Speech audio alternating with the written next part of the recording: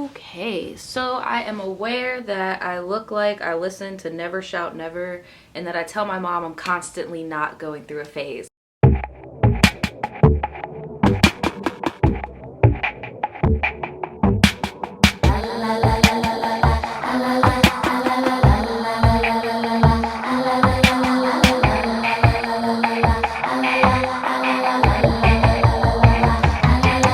So what is up, Voodoo Tribe? It's your girl Naja, and I'm back with another video. This video is going to be another Ask a Voodoo Child segment. Sorry if my hair is annoying you. Like, I messed up my part and I threw a hat on and I was like, ooh, you know, side bangs would be cute. And then I'm like, damn, I really look like a MySpace kid from maybe like I don't even want to say 2012 because that's not accurate. Oh my god, I'm old. I'm old. This is like 2009. Isn't this like a 2009 look? So in this video, we are going to be doing an Ask a Voodoo Child segment. If you would like to be featured on this segment, all you have to do is email me your story below. Mind you, when you guys email me stuff, because this is a common pattern I'm seeing, think about how I would title the video. Okay, like think about how I would title the video and if it would be captivating enough for people to stop what they're doing and hear your story. Like, I don't know, you guys, some of y'all be sending me some stuff about you don't know what you're gonna do about your parents' divorce, which are everyday normal problems, and that's totally cool, that is relatable. But it's so relatable that so many people go through it that they kind of might not want to be reminded of that problem in their life. So if you give us some juicy shit to talk about, you know. Oh my god, this is gonna annoy me. This was supposed to be a joke, but I feel like it's a joke on me at this point. So seen. So seen. I'm wearing a sweater because, as some of you guys know, it is very cold in my apartment because I decided to make it cold. I don't know, I'm weird. Alright, fuck it. Here we go. This may not sound that fucking crazy compared to some of the shit you've been through, but you have to keep in mind I'm an 18-year-old from a redneck town in the middle of nowhere, North Carolina. Yes, girl, North Carolina. Alright guys, I'm really fucking hyper right now. Real names are not being used because some of the other people involved are 16. Why we gotta bring the kids into it, man? Why you gotta bring the kids into it, man? This is kind of a long story, so please stay with me on this one. It gets juicier. Here's a backstory. Yes, give me the backstories, guys. I need all of the information, the information, because the only way that my stories are so freaking long is because I do not leave shit out. You guys know everything. Everything. Jamie, my ex, and I have been dating for about a year. Throughout the course of the year we were dating, we had experimented with LSD a total of 3 times. Spaced out, of course. Alright, so y'all was getting trippy. We spent pretty much every day together, smoked weed before and after school, and then again after work. Not to mention the town we've grown up in is so used to the drug scene, people don't give a single fuck what you do unless you're making or selling crack or meth. No hides, I didn't say, on it. So basically, if you were on drugs, if you were doing crack or doing meth, you were straight in her town, but if you were manufacturing it, you would go to jail. That's what I got from that. I don't know. You guys let me know if you got something else. The lack of authority here is so bad. We tripped fucking balls in the middle of our downtown. That's so funny because, like, literally I would always say that, like, tripping balls, and like people would be like, what the fuck? That's so funny. We were running around, screaming like children, climbing over fences in the playground, stripping down to nothing in the middle of the road, etc. Oh, I wonder what the fuck etc. was. Not a single person batted an eye at us until about 7 a.m. when we were sitting in the middle of the back road, clothed and talking about life. Someone in a pickup asked if we needed a ride, then went on his merry way when we denied. On top of all this, his parents were the definition of hippies. They've done way more experimenting than we have and were fine with us tripping at their house the other 2 times we tripped. Okay, I'm not judging his people. It's sad, but I do know a lot of parents like that, like where it's just like they want to hold on to that part of their life, so they're like, you know what, let me let my kid self-destruct a little bit so I can get in on this. Our relationship was fucking perfect until he wanted a break, and I had talked him into staying. Then it was just fight after fight. We were super codependent at this point, and we were convinced we would get through the hell somehow. So basically what happened was the drugs wore off and things weren't new and exciting anymore, I'm guessing, and y'all wanted to call it quits. So yeah. Alright, so here is Jamie's story, not related to this occasion.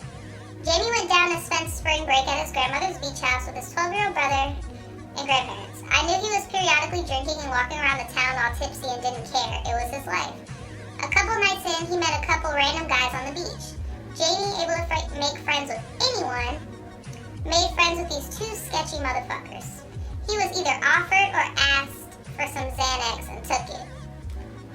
Y'all, stay away from these bars, dude. Like, stay away from these bars, like, for real. The guy had to go and invited him to come with, so he did. After God knows how long, in the car, Jamie finally asked where they were going. Well, this already doesn't sound good. Like, some strangers just gave him some, oh my God. they were headed to Alabama, and it took a while for Jamie to convince them to let his 16-year-old ass out of the car. So, Jamie's 16.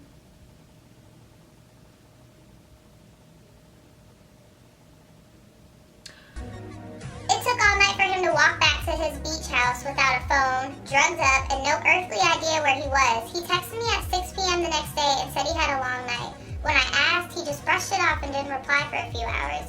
There were so many things wrong with this relationship. I didn't see why I didn't see it while I was in it. My bad. It didn't get bad until over halfway through it, and I was blinded by pure infatuation for somebody who couldn't care less about me anymore. So here's the story. We had planned to celebrate 420 with my best friend and his girlfriend. My best friend had run his course with acid and freaked himself out pretty bad. We decided to try shrooms since Jamie had already tried them before with his older brothers. It's like, yeah, you know, I already freaked out on acid, so let's go hit up acid's little less intense brother, and, you know, let's just do that. Y'all get down in North Carolina. What the fuck? It just so happened a good friend of mine specialized in that field of agriculture and offered to provide us with our holiday feast. Plans got changed. My best friend didn't have the money, aka his girlfriend talked him into not doing it. Yeah, because I mean, like, if you freaked out, like I said, that's just something less intense, but it still does the job. And if he freaked out, like, why even do that? And then there's already bad vibes about it, so you're most likely not gonna have a good time. But she said that the girl talked her out of it because Jamie and her are bad influences. Ooh, girl, you got put in the bad influence category. The date got moved up to 4/8 instead of 4/20. I had to spend the night of 4/7 at Jamie's house. You know what I don't get now that I don't smoke anymore? Like, why is 420 a fucking holiday? Why do people treat 420 like a holiday? Like, it's not Christmas. It's not, I don't know. We ate breakfast, sat around for a bit, and then he got a message from his middle school ex. It wouldn't have been so bad if he hadn't already known that I hated his ex's guts because her older sister and I have had a feud since 5th grade. Girl, let that shit go. 5th grade. Because she's all sorts of nasty and a man stealer. Fuck her. Let her. How I see it is if you get your man taken, he was never yours. Like, I had made the mistake of trying to be the understanding type when it came to his friendship with his ex because they hadn't hung out, to my knowledge, in months. I had also known that his other friend in the group was coming into town since he had just gotten his license. yeah, it's crazy how when you get your license, all these people just start coming into town. Trust me, I know it. I know the feeling. He mentioned that he could have reminded me and not asked me to spend the night. He told me that he thought it would be fine with it and that I could just do whatever until I had work that evening, even though we were also planning on going to our friends' get-together that night, then trip after we got back to his place. Me being the jealous bitch I am for him, and for very, very, very good reasons, asked why I couldn't go. Him trying to outsmart me around every turn, tried to tell me he just wanted time with his friends, who he hadn't seen in a while. I brought up the point that I never got to hang out with his friend who was coming into town.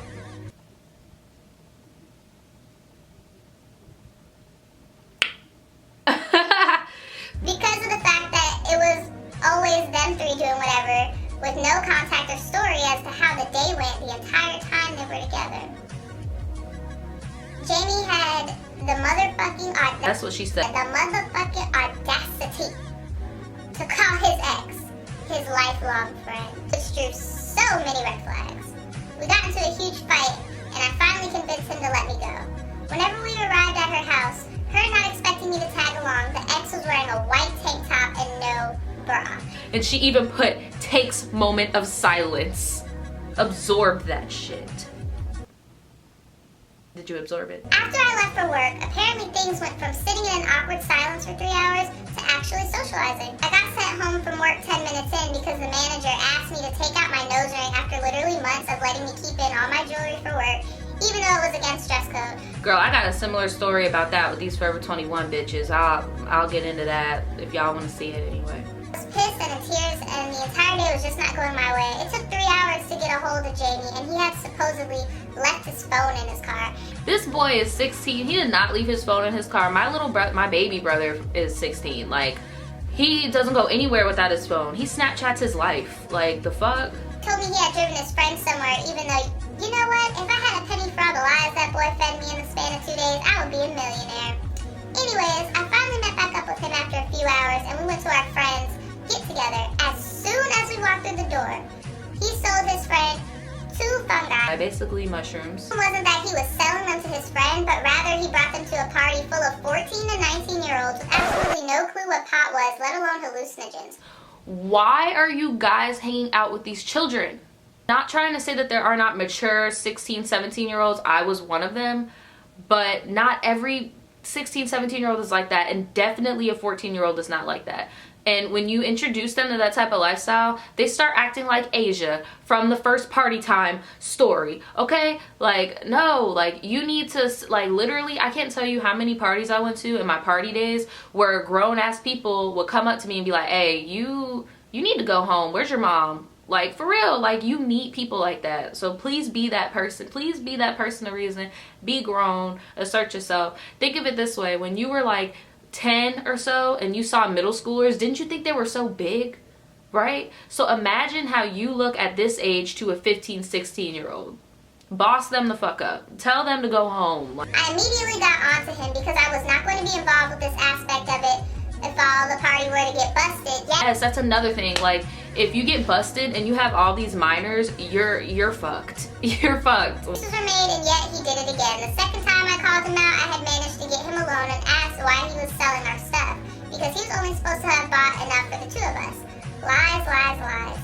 And then he told me that he would pay me back for everything he sold because he had sold some to his ex's sister and her. Why is okay, if this was a BFF from middle school, why is she so relevant now? However, I didn't get my money back and I was short 2 grams. Not only had he never done something so irresponsible while we were dating. Well, it wasn't that long, so true colors come out at around like the year mark, for real. He wasn't really acting like himself. I get I can be a bitch, but I'm a bitch for good reasons, aka not letting some autistic 18-year-old buy off of an in-over-his-head 16-year-old who apparently had no idea what the fuck he was doing. After a while, things finally calmed down between us and we both apologized and cuddled up on the couch and watched some movies. Once people started moving around again, we went downstairs to play with the kittens, and a group of boys happened to walk up and down the stairs. Me being slightly paranoid and very observant of my surroundings, happened to look at one of the boys a little too long for Jamie's liking, and he started calling me a cheater and throwing out harsh language and being an overall dick. He cheating. He's fucking his ex. I bet you he's fucking his ex. I bet you.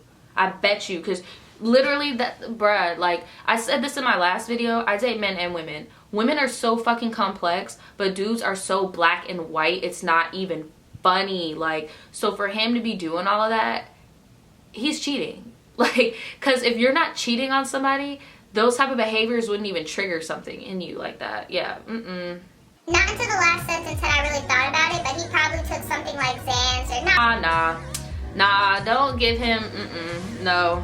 And even if he was fucked up minds speak to sober tongues, so don't even give him that. We were okay between us once we got back to his house. He was being a cranky dick, as usual for him, from November to the end of our relationship in May. And we decided to wake up really early in the morning and trip, instead of doing it that night since we were stressed and didn't want to send ourselves into a bad trip. We didn't end up waking up early. Instead, we took our time waking up and getting out of bed and decided to take them around noon, because I had work at 5. Girl, you went to work? Oh, get nigga's high as fuck. Oh shit, bro. You straight, bro? Damn, my phone go dead, bro. Alright. What's wrong? Hey, Alright. let me raise my window for bro spit on us, bro. I swear to God. I'ma kill. Hey. Y'all, you went to work, you were tripping at work. Oh my God. You did say that the town that you lived in doesn't give a fuck about stuff like that, so fuck it, I guess. Oh my God. Originally, I had planned to take 8 or 10 grams each. You took between 8 or 10 grams of mushrooms? I don't know if Florida just has some magic fungus going on, but like when I was doing all that shit, I could not take more than 2. Okay? Like 2. You took 8 or, not judging. Not. Okay, here you go. Okay, the Average max you're supposed to take is 3. okay, I'm not tripping. But I didn't know this because I was trusting Jamie, who had gone to my hookup by himself at some point to pick them up. Because he'd sold a couple of G, we only had 6 each to our names. I decided to only take half.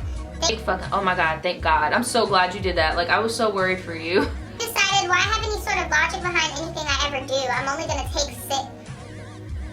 Jamie, you are 16. I'm about to whoop his little ass. I keep thinking of my little brother, like my baby brother, doing the shit he's doing, and it makes me want to beat his ass. Like, and I don't mean like, you know, fight or nothing. Like, I want to bend him over my lap and beat his ass with a fucking switch. Like, what the hell? Everything was fine and dandy for a couple hours. We went hiking in his woods, sat by the river for a while, and talked like we weren't constantly at each other's throats. I could tell it was hitting him harder than me, a lot harder. I wasn't really feeling it. Things were just a little off. A little while trying to get him to stand up and not lay in the middle of the gravel road, laughing to himself. I got him to start walking back to his place. He regained a little composure and we started talking about nature and life, and he complimented me for the first time in what seemed like forever. Drugs. Guys, I'm not trying to be biased towards drugs. I used to do drugs, but it's just like, once you shift to being sober and like, it's, fuck it. Fuck it. I'm not pushing my lifestyle down anybody's throat. I was curious about a dog I heard barking and said, I wonder what type of dog that is. I bet it's a hound. He replied, that's I fell in love with you. You're curious about the world. You don't just hear a dog bark. You're also a great teacher, blah, blah, blah. Hippie talk. that. He was back in his own little world and I was babysitting again. Oh my God, I hated that. After that point, something changed about his trip. His eyes got a little panicked and it was obviously starting to get a little overwhelming for him. He walked a half mile back to his house, and as soon as we got to his bedroom, he needed to throw up. Girl, that's me. That is so me. Like, but instead it happens to me earlier. Like, if I'm fucked up on, I don't give a fuck what it is. I'm making myself throw up. I don't care how much I spent for something. I'm throwing up. I'm not dying today. Hello.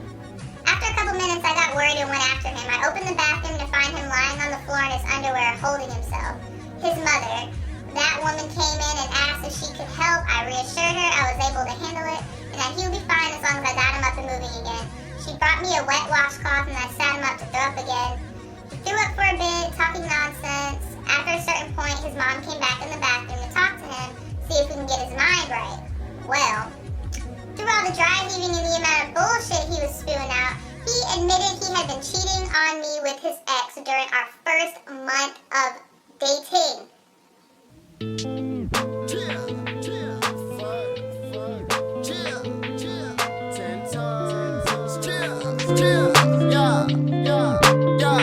Real niggas know a drunk tongue speaking sober mind. Consider that before you talk reckless on my line. The only thing a nigga can recover is my time. The fuck I look like,